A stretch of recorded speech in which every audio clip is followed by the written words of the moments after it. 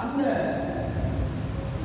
அவருடைய அந்த சுபாவத்தை ஆண்டவர் உற்சாகப்படுத்தும்படி காரியங்களை ஆண்டவர் தந்திருக்கிறார்.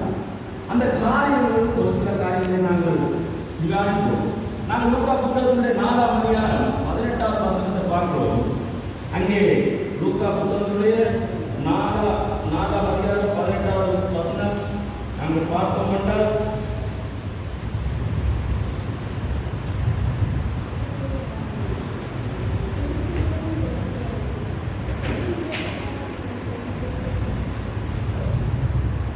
லூக்கா 4:18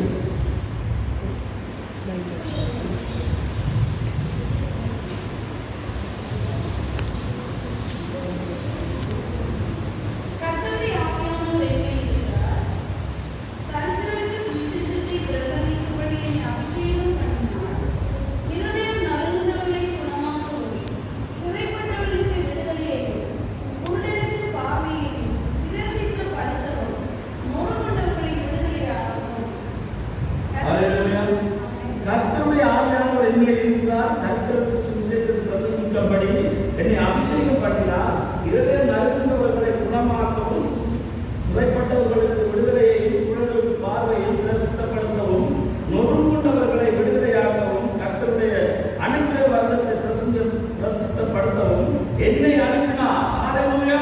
தேசப்பா தான் இந்த உலகத்திலே வந்ததுக்கான நோக்கம், எதற்காக வந்தார், எதற்காக தேவன் தன்னை அனுப்பினார் என்ற காரியத்தை இங்கே ஆண்டவர் சொல்லுவதை நாங்கள் பார்த்தோம்.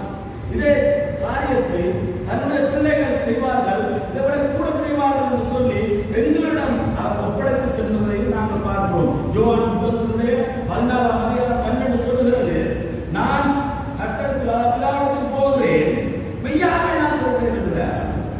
நான் பிதாவிடத்துக்கு போகிறேன், நான் செய்தவர்களை என்னை விசுவாசிக்கிறவர்கள் செய்வார்கள், அதை விட கூட செய்வார்கள் என்று சொல்லி ஆண்டவர் சொன்னார்.